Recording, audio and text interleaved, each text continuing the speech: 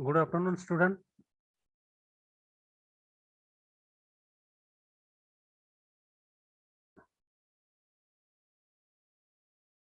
Today we will discuss the span of the management. This is also very important part of the management.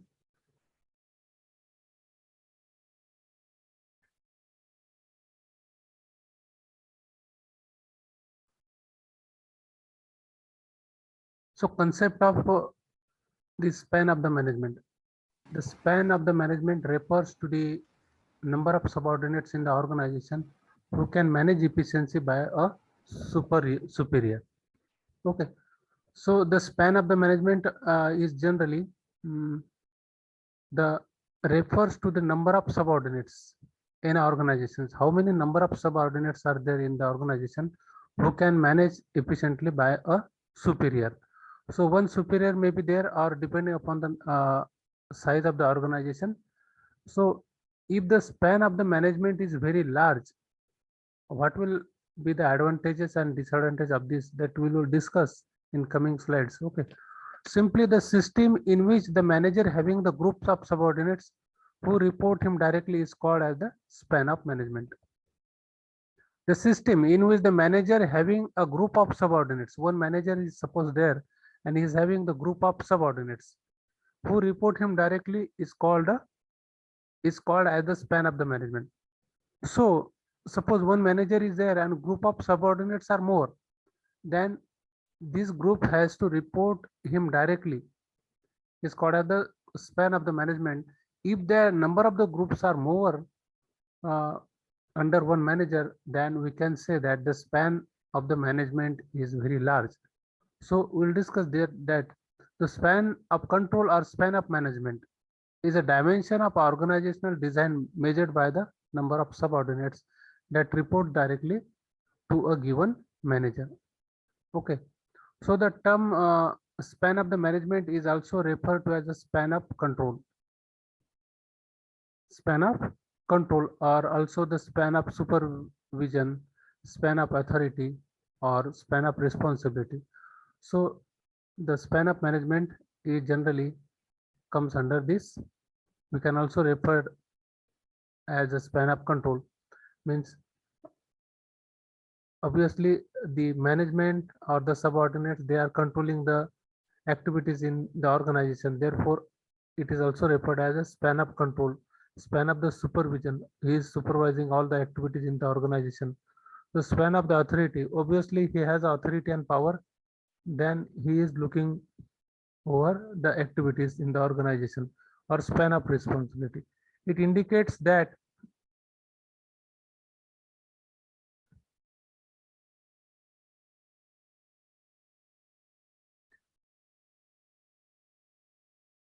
the term span of the management is also referred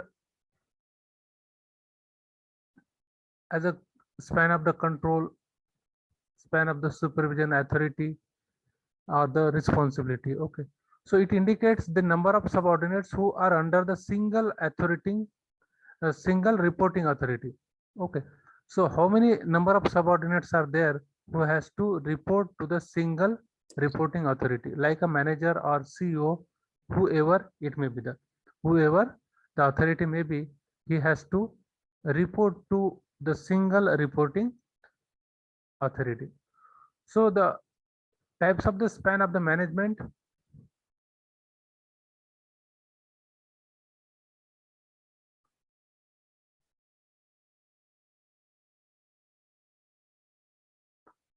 So depending on the number of employees that can be supervised or controlled by the manager, there can be two kinds of structure in the organization. Okay. So depending on the number of employees, how many number of employees are there in the organization that can be supervised and controlled by the managers, there can be two kinds of structure in the organization. The tall structure. So these structures are found in the classical bureaucratic organization. In this structure, a manager can supervise less number of subordinates. If there is a tall structure, then manager can supervise the less number of subordinates. He can therefore exercise tight control over their activities, and this creates a large number of levels in the organization. This is also known as a narrow span of the control. So tall structure is also known as the narrow span of the control. Means we can say that the manager has less number of the subordinates he is going to look over. Okay, so the flat structures, these structures have a wide span of control. These structures have a wide span of the control. When superior supervises a large number of subordinates, then this flat structure is created with a lesser number of hierarchical levels. So this flat structure is generally have a wide span of the control. Means one manager is there, under manager there are the number of supervisor subordinates are there, but one subordinates may have to look over the number of the groups, and ultimately eventually the manager has to also supervise the number of the subordinates and number of the activities. So his span is very wide. The span of the control is very wide. So important of the span of management, the span of management is varied with the structure of organization, and determining the appropriate span of management is very important. It is because of the, we'll discuss this. So determining the appropriate span of management is very important, because if you determine the appropriate span of the management, then we will calculate at least how many managers should be there or how many subordinates should be there, so that the appropriate supervision can be done. Okay, for that we require the perfect supervision over the different activities. Okay, so span of the managements affect the efficient utilization of the management. Span of management affects the efficient utilization of the management and effective performance of their subordinates. Okay, so more wide of the span may mean the managers are overstraining themselves and that their subordinates are receiving very little guidance and control. So the span of management affect the efficient utilization of management. So when the span of the management is suppose wide, so the supervision, probably he may not able to supervise all the activities, all the groups, and therefore span of the management, we can say it affect the efficient utilization of management and effective performance of their subordinates. More wide span may mean the managements are overstraining themselves.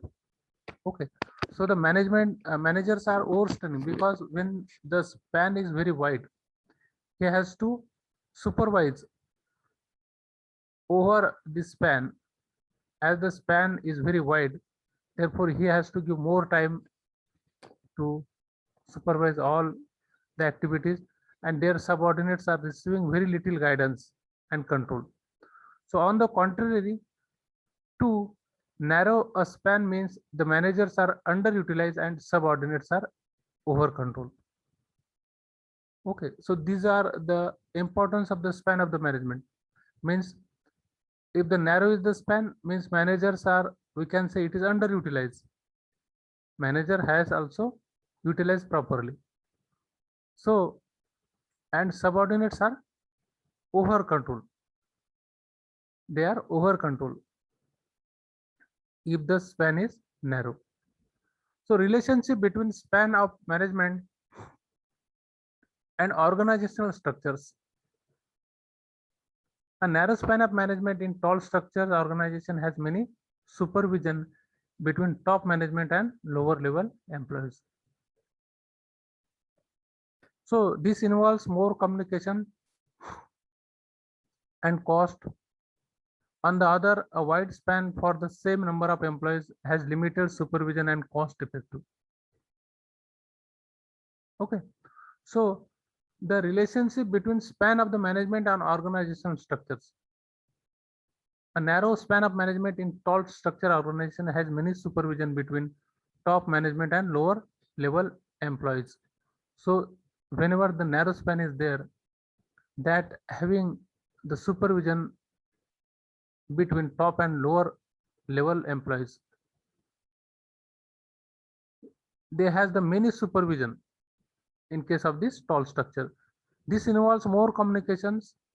As more supervision is there, more communications will be there with the workers, and therefore this involves more communication and cost. On the other, a wide span of for the same number of employees has limited supervision and cost effective. If the wide span is there for the same number of employees, which has a limited supervision and cost effective. Okay, so these are the importance of the span of management. Factor influencing the span of management. What are the factors are there that will influence the span of the management?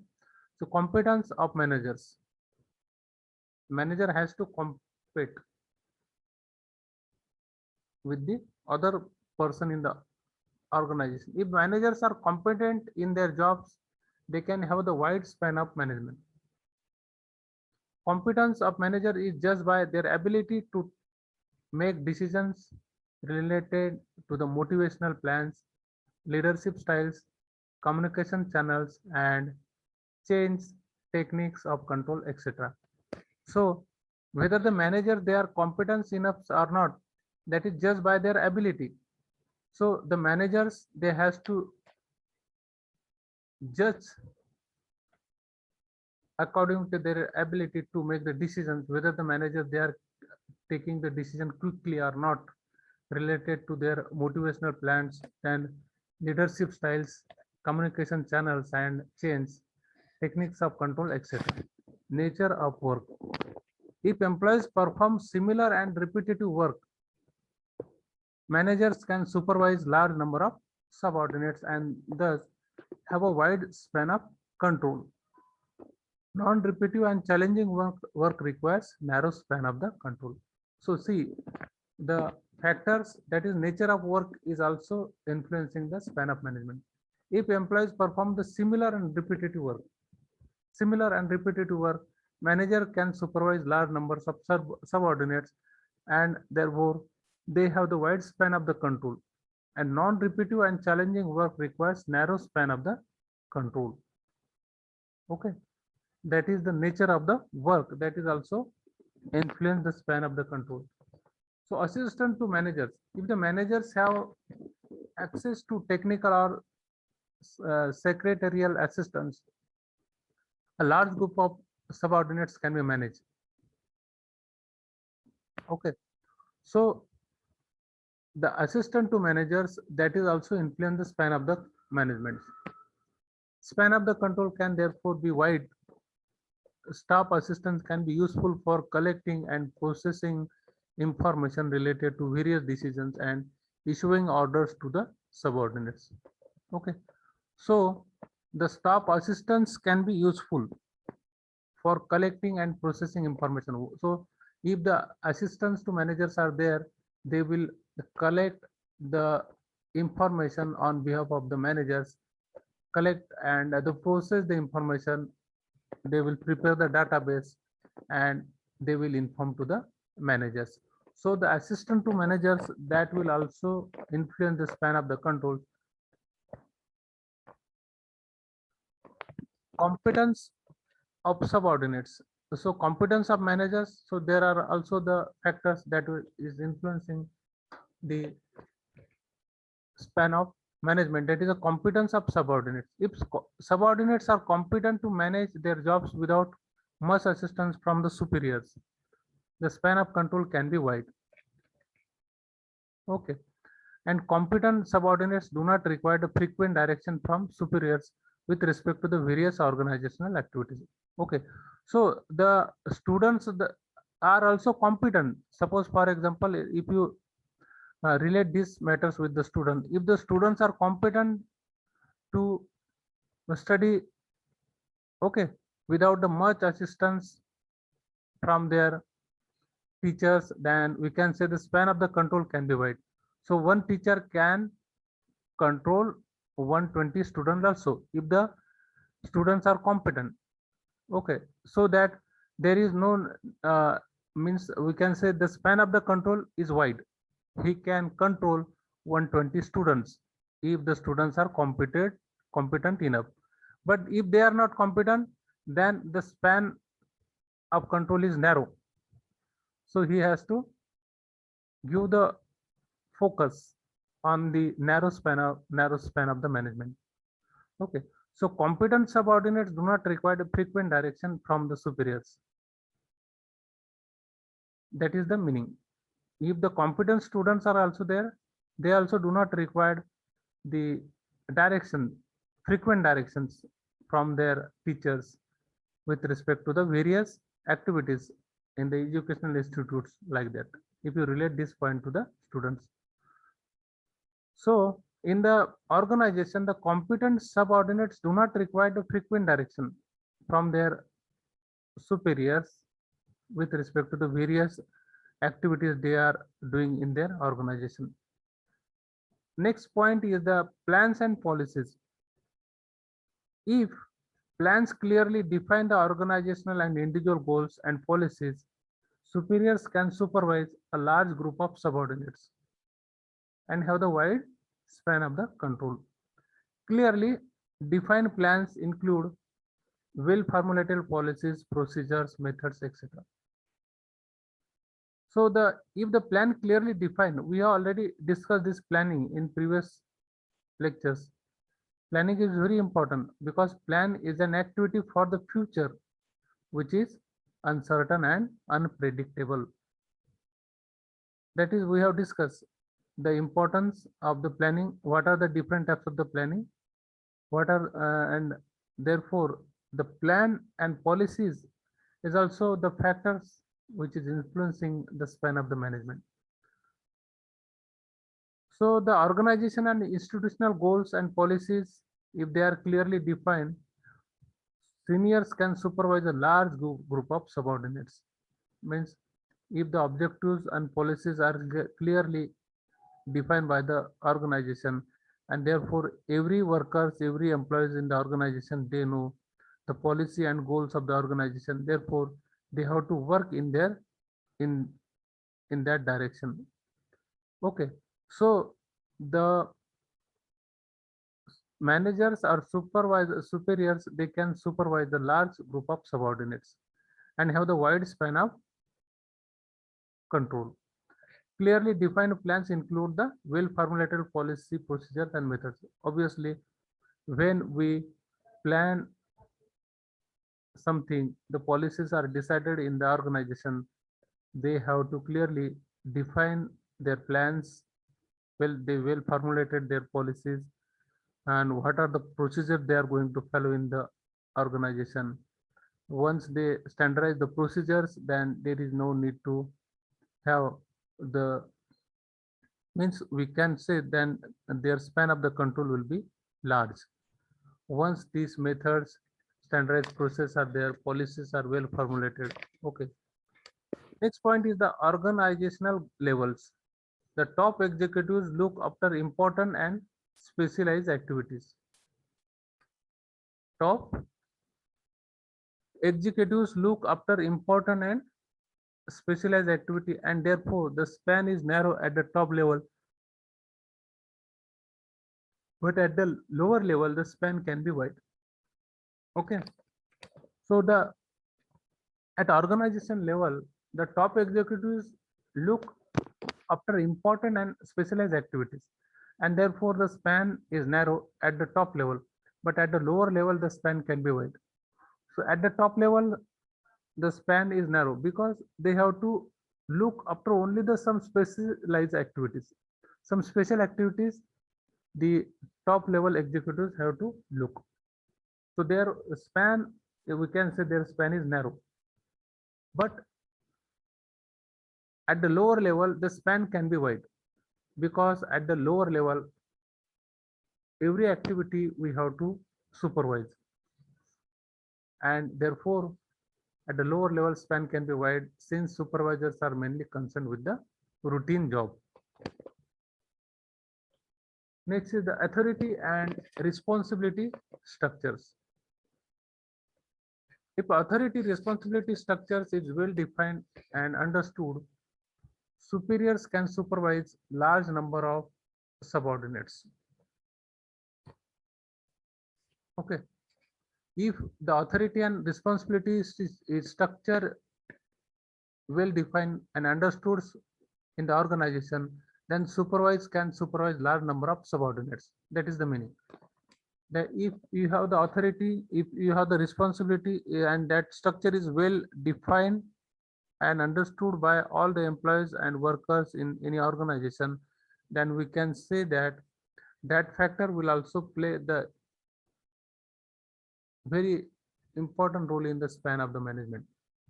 So people work within the confines of their responsibility and take direction from superiors only when required.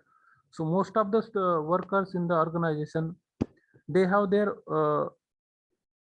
work area, means they are responsible for their work area, and that area may be confined. So people within the confines of their responsibilities and take direction from superiors only when it is required. Okay, when the authority and responsibility structure is well defined. Next is the system of control. Effective techniques of control can enable the manager to supervise large number of subordinates. Okay, the effective techniques of control can enable the manager to supervise large number of subordinates. That is a system of control. Effective system of control promotes decentralization. Okay, if the effective system is there, then it will promote the decentralization. Decentralization means the power and authority is decentralized, means it is given to at the lower level also. The power and responsibility is given to the low at the bottom level also, and at bottom levels the subordinates or the worker, they can take their own decision and they can use their power to do the activity in any organization. So when the organization has the system of control, and that will obviously promotes the decentralization in any organization. Superiors do not actively involve in the decision making process. Okay, as the decisions are taken at the levels where they are required. Superiors do not actively involve in the decision making process, as decisions are taken at the levels where they are required. If the decentralization is there, that is the superiors, they also do not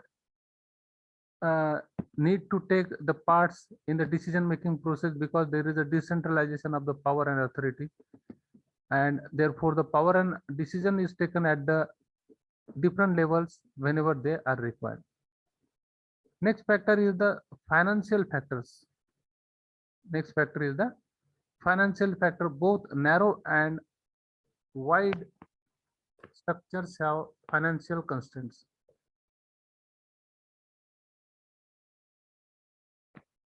Both narrow and wide structures have the financial constraints.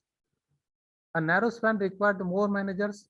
Narrow span required the more managers because they have the narrow span of the control.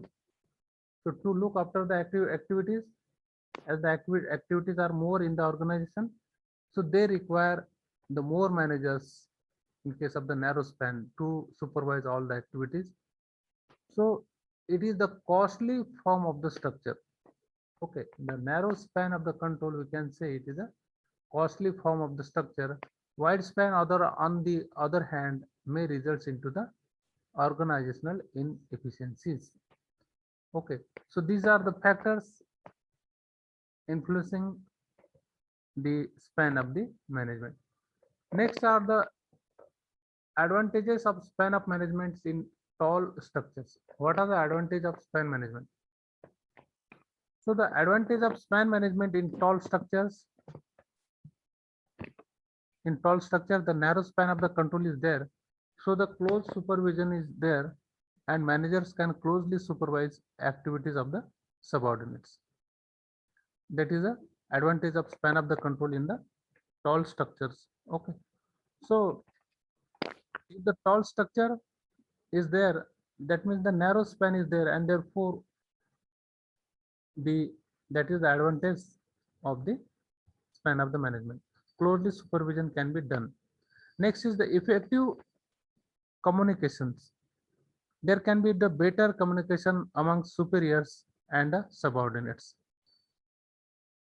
As the narrow span is there, so there can be the better communication amongst superiors and subordinates.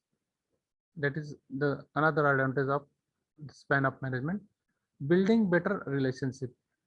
It promotes personal relationship among superiors and subordinates. Whenever the narrow span is there, better communication is there between superiors and subordinates. Therefore, it will promote the personal relationship among superiors and subordinates, as they have the frequent interaction with the subordinates. Next is the effective control. Control on subordinates can be tightened in a narrow span. If the narrow span is there, they can have the control on subordinates, and that can be tightened. Okay, what are the disadvantages of the span of managements in a tall structure? If it is a tall structure where the narrow span of control is there, and therefore what are the disadvantages of this? Also, as we have seen the advantage of this span of management, the disadvantage of the span of the management in tall structures are: number one, it creates many levels in the organization structure. It creates many levels in the organization structure, which complicates coordination among levels. So if the number of levels are more, obviously it may create the complications in levels. So that is the disadvantage of the tall structure. More managers are needed to supervise the subordinates. That is also disadvantage, because the organization, they need to recruit the more managers to supervise the subordinates. This increases the overhead expenditure. This increases the overhead expenditure, and it is thus a costly form of the structure. Tall structure is a costly form of the structure. Next disadvantage is increasing gap between top managers and workers slows the communication process.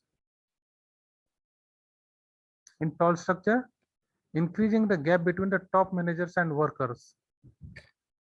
As the narrow span is there, therefore the decentralization of the power is there, but the increasing gap, so decentralization of power means the decisions are taken at the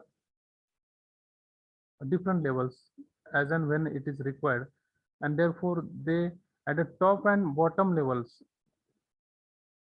the gap may be increased, because they do not have to contact with the top authorities while taking the decisions.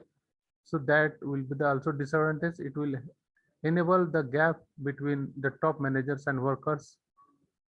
Okay, next point is the decision making becomes difficult.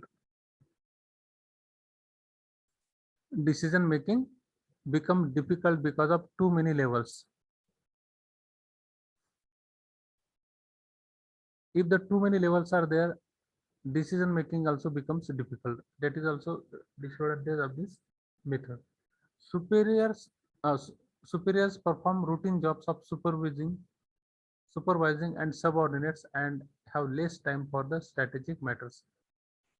As the narrow span supervisors superiors perform routine job of supervising the subordinates, and therefore he, he has to give the more time on the supervising the subordinates, and therefore he has very little time for the strategic matters.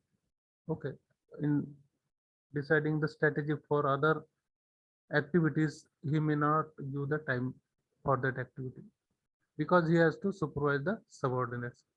Next point is the employees work under the strict control of the superiors. Employees have to work under the strict control of superiors. Decision making is primarily centralized. If the centralization of decision making is there, so power and authority that are generally used by the top authorities.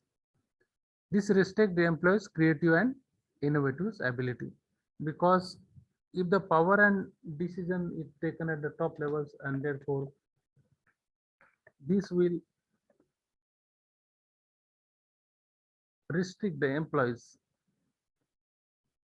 we can say, in terms of the creativity and the innovative abilities. The advantages of span of the management in the flat structures. So advantage of flat structures are as follows. There is a low cost as less number of managers can supervise organizational activities. Obviously, the decision making process is effective as a superiors delegates authority to subordinates. They are relieved of routine matters and concentrate on strategic matters. Decision making is decentralized. Subordinates perform the work efficiently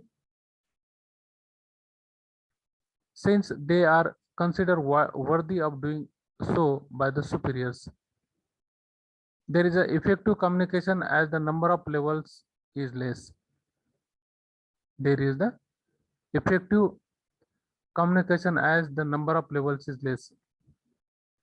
It promotes innovative ability of the top management.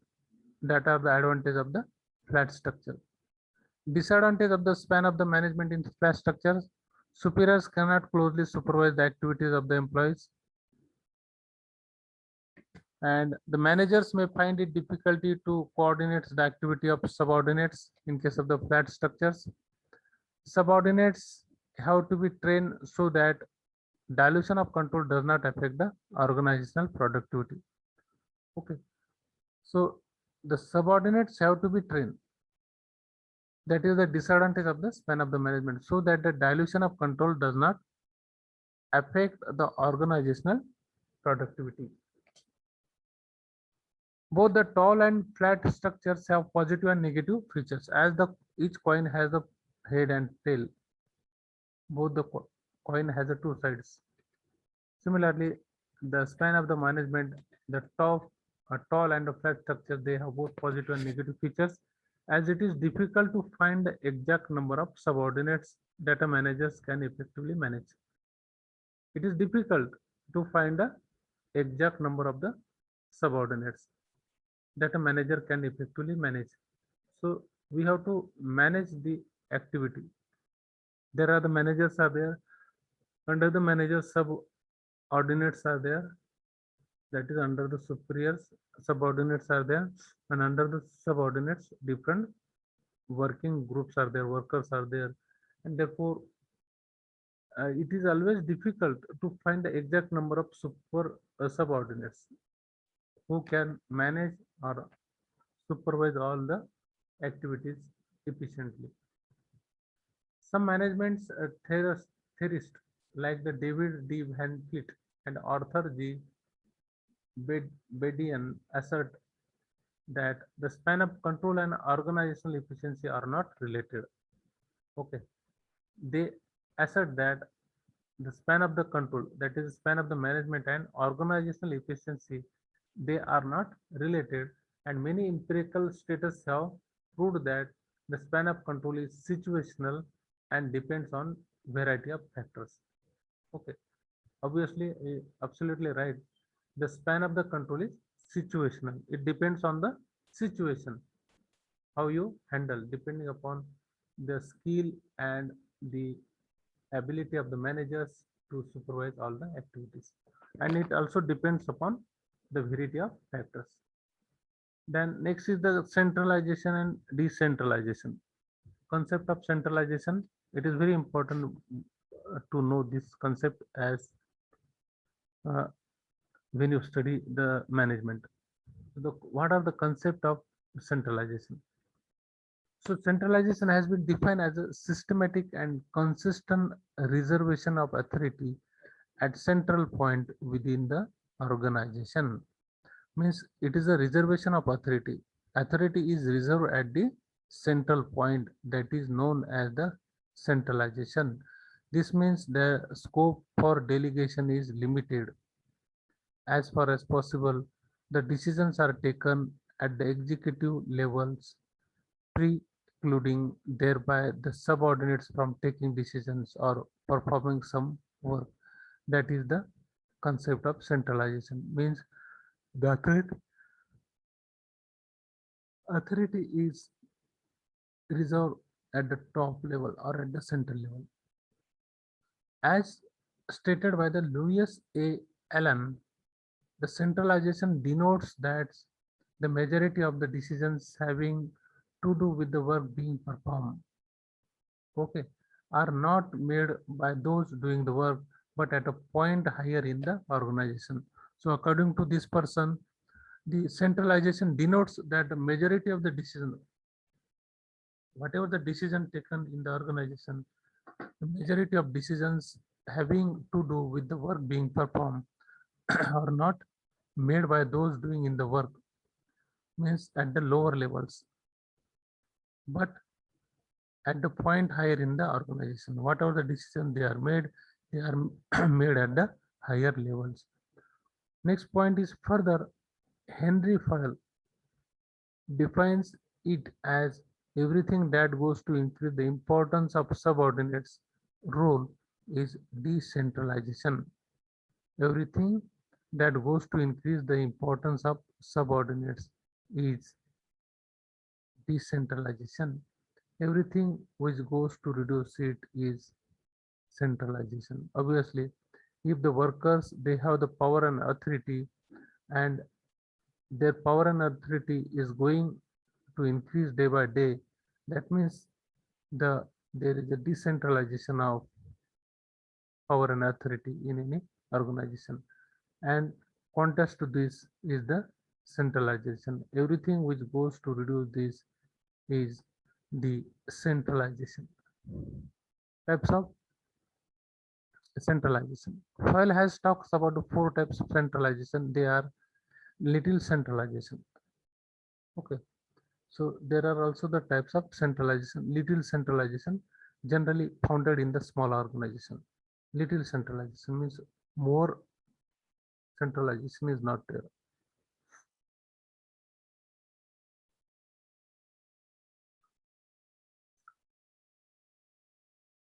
More little centralization generally found in the small organization. More centralization generally large and widespread organization follow it.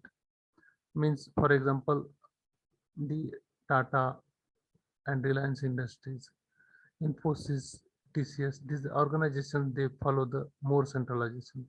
Generally, the large and widespread organization follow it. Effective centralization. That is a time to time effectiveness are just time to time effectiveness are just. That is the effective centralization. No centralization. Management enjoys freedom of authority and responsibility. Means if there is no centralization, that means every decision is taken at the management level, at the top level, and therefore management enjoys the freedom of authority and responsibility. They have the authority with them, at the same time they have also the responsibility with them.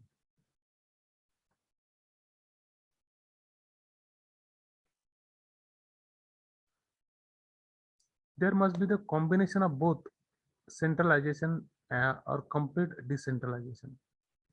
Okay, so when there is a combination of both centralization and complete decentralization, after taking into consideration the nature of organization, its size and operational areas, etc. So in any organization, we say that there should be the both. There must be the combination of both the centralization as well as decentralization. That will be beneficial for the organization. types of centralization we are discussing. Some academicians have classified the centralization in different ways also. It is not only the management peoples, they